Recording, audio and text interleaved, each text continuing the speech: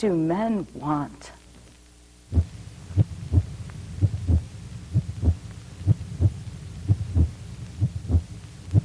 Manifests itself in relationships, and you feel it in relationships, and they can be very powerful spiritually. And if that's what you need, that's what you should go for.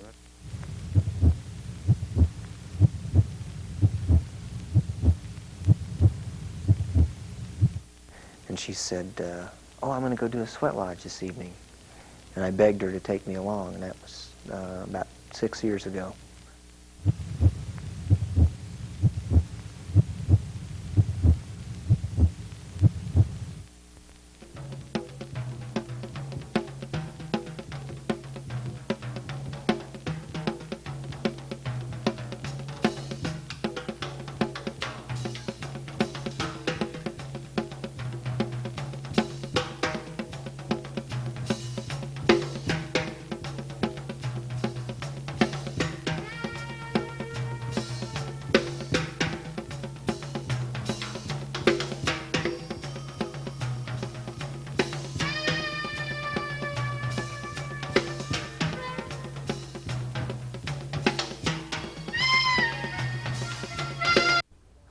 Welcome to Speaking of Men. You're watching public access television from Albuquerque, New Mexico.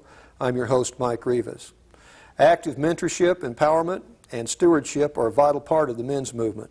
To focus on the practical application of these traits in today's society, we've invited Tom Reinhart, president of the Youth at Risk program here in Albuquerque, New Mexico, to join us today.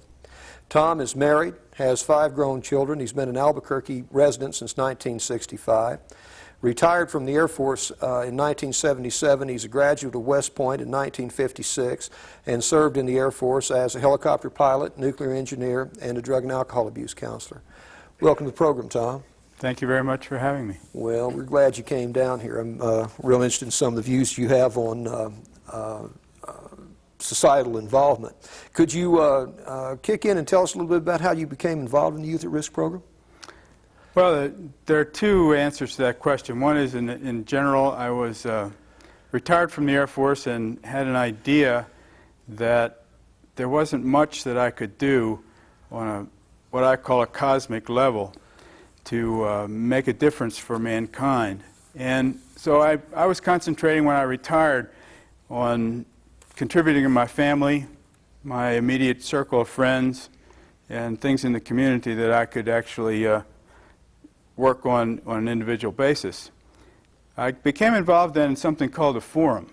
And out of doing the forum, I got a different perspective on what's possible for human beings and how people actually can make what I call a cosmic difference. Now, when I say a cosmic difference, I'm talking about the kind of thing that Martin Luther King, John Kennedy, Gandhi, people like that were able to do with their lives. And out of doing that forum, I have since come to the conclusion that we all can have that kind of impact on programs that have that kind of impact. Perhaps not be the leader of the program, but if Gandhi or King or any of those people had to do it all by themselves, nothing would have happened. So it's imperative for us to be involved in that kind of progress for mankind. I feel that very strongly.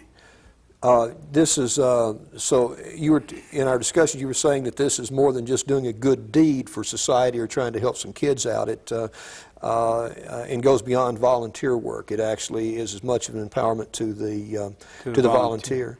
Would you like to expand on that a little bit for me? Well, how I held volunteerism before I got involved in this was that it was an exercise in doing good. It was kind of something that you paid back to society for the privilege of being a member of it. And it's turned out for me that being involved in the Youth at Risk program is a much greater reward than anything that I have ever done. The opportunity to be present when you see a kid's life flip is incredibly empowering. I've rescued people in combat situations in Vietnam, been a helicopter pilot, done that, and this sensation, this reward is even greater than the rewards I got out of doing that. That's great stuff. I know a lot of the recovery process and 12-step programs talk about the fact that you have to hit a wall in there, and that until someone reaches that place on their own, until the thing actually transitions in their own souls and in their own reality, a lot of it is just trying to talk to somebody and hope that they hear you at some point. I'll tell you what, we have a tape queued for you, and we're going to take just a short break here for a book review in our Worth Reading series. Mike Kruchoski will be taking a quick look at an important book called The Gentle Art of Verbal Self-Defense. Please stay with us. We'll be right back. Today we take a brief look at an older book, The Gentle Art of Verbal Self-Defense, by Suzette Haddon Elgin. This book holds a wealth of information for nearly every reader. Consider this all-too-common question. Why do you always insist on having your own way, no matter how much it hurts other people? This is a kind of verbal attack, yet few of us recognize it for what it is. Here's a book that can help us to recognize the many verbal attacks we experience and to deal effectively with them. Elgin starts out with 4 basic principles of verbal self-defense. First, know that you're under attack. Second, know what kind of attack you're facing. Third, know how to make your defense fit the attack. And finally, know how to follow through. After covering these principles, the author then describes 5 typical modes of verbal behavior. For example, there's the blamer mode. Why do you always insist on having your own way, no matter how much it hurts other people? This is a blamer's attack. And there are several presuppositions, essentially hidden messages, which should be dealt with first. One presupposition is that you don't care how much you hurt others. It's important that you respond directly to presuppositions, either with a neutral request for information or with a remark about the presupposition itself. Elgin's book provides numerous examples of how to identify and respond to presuppositions. During the past decade, there's been a lot of interest in nonverbal communication, or body language. Elgin touches on this subject too, and it was from her that I learned my most valuable communication tip. I frequently receive conflicting messages from words that are spoken and from the tone in which they're spoken. Research shows that when verbal and nonverbal messages clash, and you have no solid information to tell which one is reliable, the right strategy is to choose the nonverbal. I've always found this advice to be sound, so I recommend you read more about it in Elgin's book. There is a special chapter devoted to men's communication problems and another to women's. The author's sexual prejudices are evident here. It appears inconceivable to Elgin that men could be anything but verbal abusers, women anything but innocent victims. Remember, verbal abuse is not limited to one sex, and women are as adept at it as men. My advice to all readers is to overlook the author's biases and to glean from her book whatever will help you establish honest, non-manipulative communication in your life. The author's principles are sound advice for both men and women. I heartily recommend The Gentle Art of Verbal Self-Defense for people who are genuinely concerned about reducing the incidence of verbal abuse in our society today. Check it out.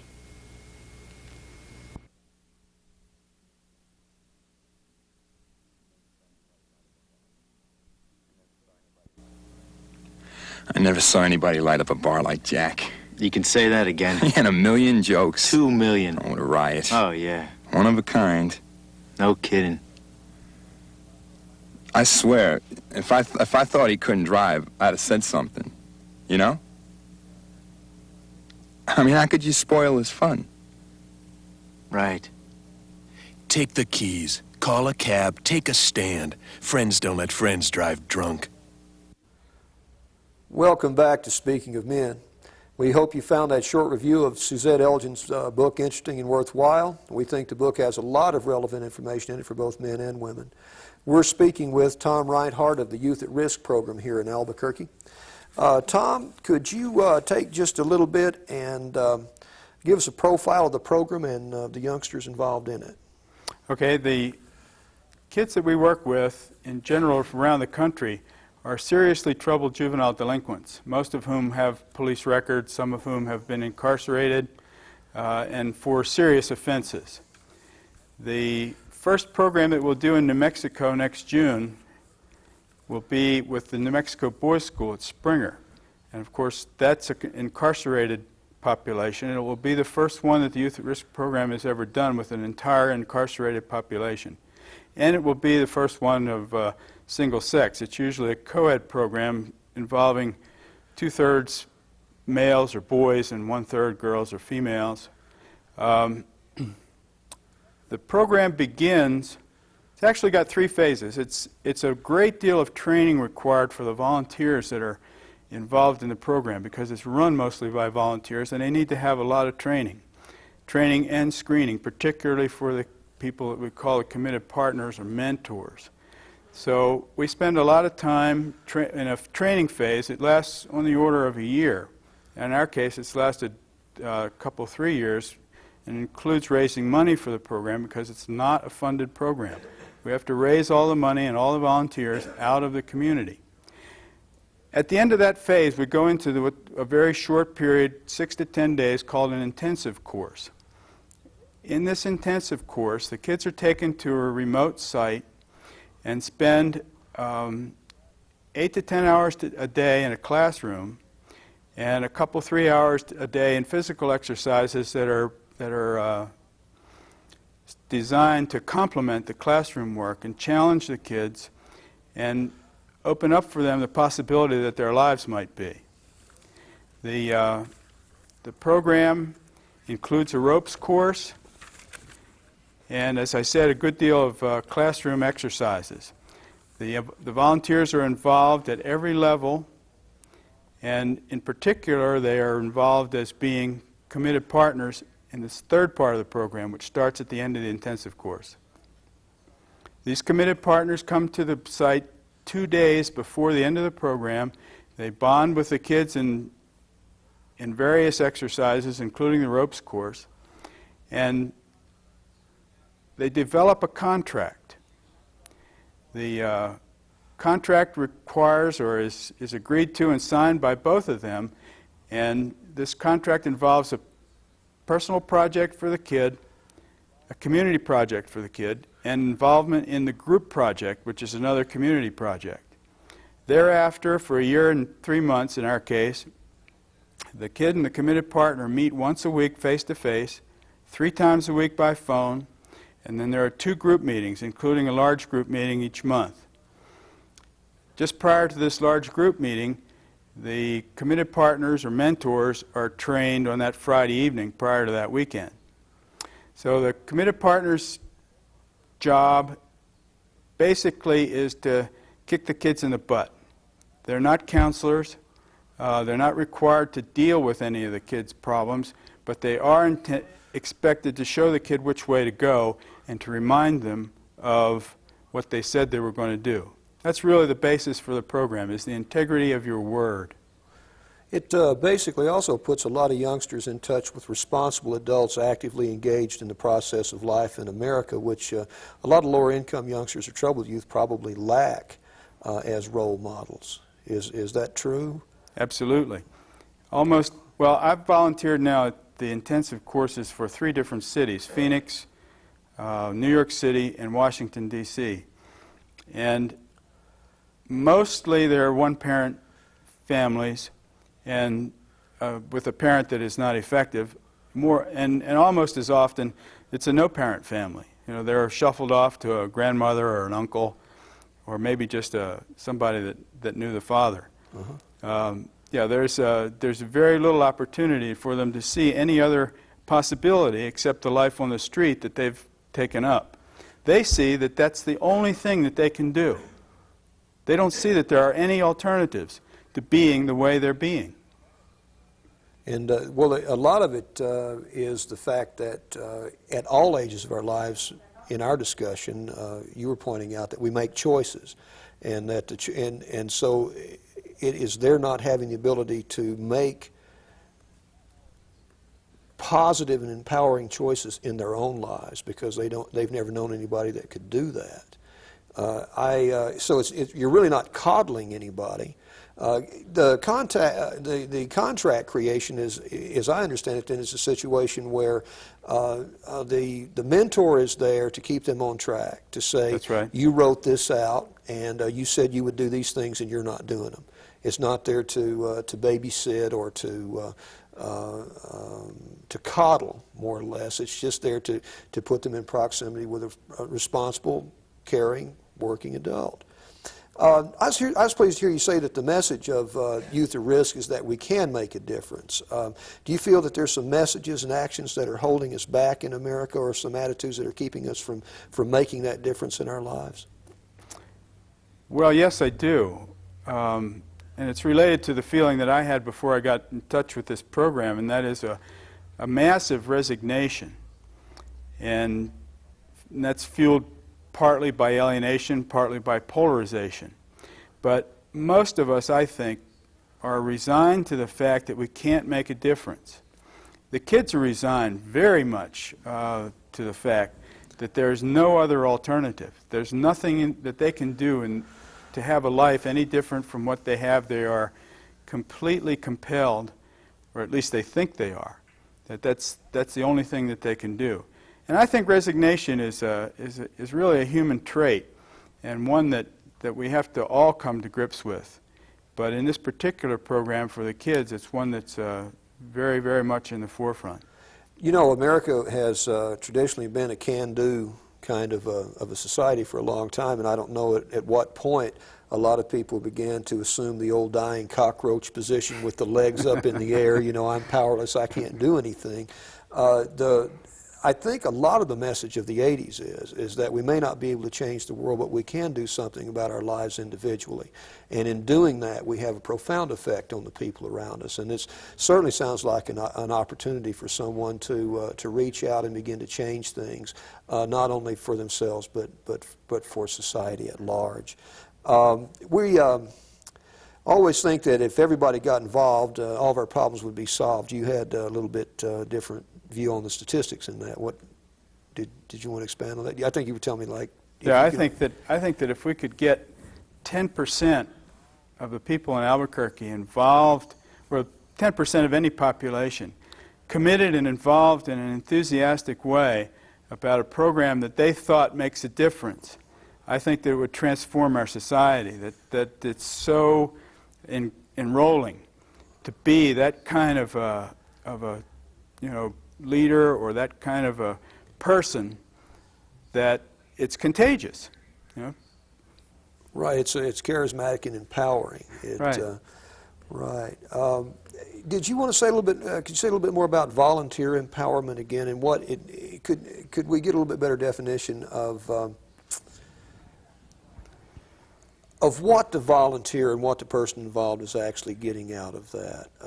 And you were, one of the things you were saying, I know, one of the things you were saying is that, this is not for somebody necessarily that's retired. I mean, although someone who was retired and wanted to give some time could do that, but that you hope that the people who are involved are folks who are full-blown committed in their normal lives. Right. Could you expand on that a little bit for me? Yeah, first of all, volunteerism, as I said earlier, has often been held as something that you do to pay back society, and it is a reward to the volunteer. Moreover, in this particular program, the opportunity to be a volunteer with a group of volunteers in a program that works is extremely empowering, both for the volunteers, the recipients, and the community in general.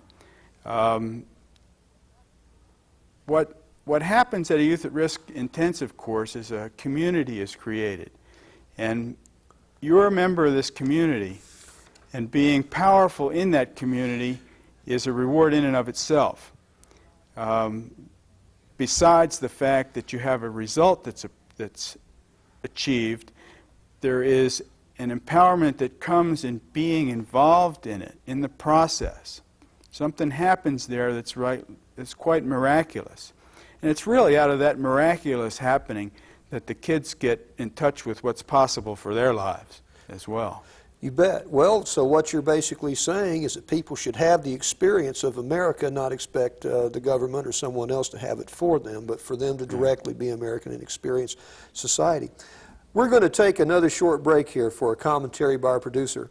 Mike Kruchoski will be talking about children, our most precious resource. Please stay with us. We'll be right back. Is there any doubt the me generation has finally grown up? Although becoming a parent clearly isn't everyone's cup of tea, the people who are having children today are once again paying attention to family needs and values, perhaps making this the us generation. The current interest in our children's physical and emotional welfare is extending beyond the family, too. I find this trend gratifying. The emotional value of our children is easy for most parents to recognize, but their social value is perhaps a bit harder to see. Even people who choose not to have children should recognize that children are the world's most precious resource. Today's youngsters will become tomorrow's doctors, scientists, business and government leaders, teachers and lawyers. Our children will be the ones leading us towards solutions to the problems of the next century. In that sense, they will have a direct effect on the quality of life for many of us adults as we move into our senior years. On a more pragmatic level, ensuring that our children's needs are met today will help them become stable, compassionate adults, thereby reducing the social unrest and violence which greatly concern today's senior citizens. Men in particular are becoming more aware of how precious our children are, how vulnerable they are, and how much we can and do contribute to their well-being. Call it patriarchal, or paternal if you wish. But I can think of few things that are more satisfying than to rock my young sons to sleep, protecting them from the world's dangers. Many fathers I know are saying similar things, and that's good news for us all.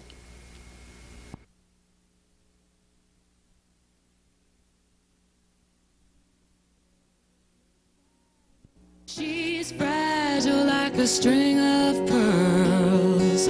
She's nobody's girl. She's nobody's girl. Ooh, she's nobody's girl.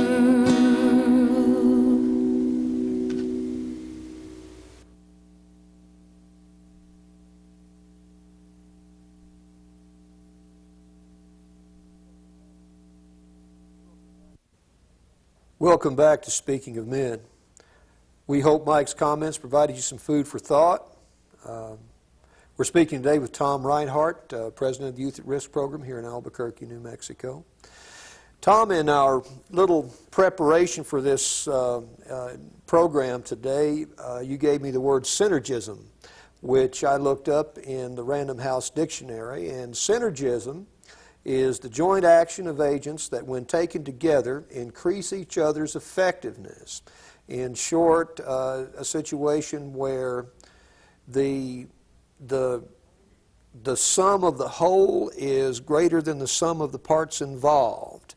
Could you tell us a little bit about the successes and the outcomes that the Youth at Risk program has had to this point? Well, I think that the reason that the Youth at Risk program has been so successful has been this synergistic effect between the intensive course and then the committed partner program. There are a lot of programs around the country that have something like an intensive course, something maybe in the wilderness, something on a wagon train, a variety of different intensive programs have been tried, and the kid then goes back to the same environment that produced him, and after 2 hours or 2 months, if you go back and look, pretty much you find that they're back doing whatever it was they were doing before they went through the intensive course. Nothing's different. Nothing's different. Changed. Yeah. Nothing's changed. So, and there are also a lot of relationship programs where you get paired. A kid gets paired with somebody, and they're kind of thrown together, and they're supposed to develop a relationship that will be beneficial to the kid. And there's no ground for them to relate from. So in the intensive course, what happens is that there's a groundwork built for the relationship. There's bonding that takes place, and that grounding develops the ideas and the way they have of interacting with each other. So that when they start back in the community, working through perhaps with the probation officer, perhaps with the parents, they already have developed the ideas that are fundamental to keeping the kid from going back to where they came from. And consequently, this program has had fantastic results. I almost hesitate to quote them, but we hear recidivism rates for this type of clientele of 95%. Our recidivism rate is 50% or less. It's just a mind-blowing result. The Phoenix program that I volunteered for, they had 63 kids in that program, 63 started, 61 finished the intensive course, and of those 61 kids, a year later in the follow-through program, there were still 58. Now, our public high schools don't do that well. I'm sure you know. Right. So, and by the way, the 80% of the volunteers that finished that program went back to volunteer at Phoenix's next event and next program. So they had an 80% retention of volunteers as well. Given the commitment that this program is, that's an incredible figure also. You know, President Bush in a recent speech in Maine on education in America was chastising parents and saying that we do have some good educational opportunities here. It's just that people are not being involved. The parent is not being actively involved. Say something real quick about the hike-a-thon for me. You're having that this weekend, and give me a phone number where they could call you if they needed to. Okay, first the phone number, and I'll quote it again, is 266-3303. The hike-a-thon will be along Sandia Crest. It'll be on Saturday morning, the 19th of October. It's a 10-kilometer or 6.2-mile hike-a-thon. It goes pretty much at the same level. You're not climbing up the crest. Right. It's a very, very pleasant hike. There will be water along the way. There will be refreshments and food afterwards.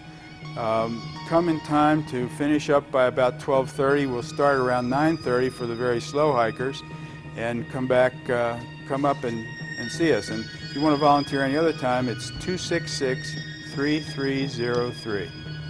I'd like to thank you for being with us today, Tom Reinhardt, President of the Youth at Risk Foundation here in Albuquerque. And we'd also like to thank everyone who helped make this program possible, especially our guest today and the crew that stayed with us. Remember to stand if you can, run if you have to, but don't you quit trying. Come see us again. Bye-bye.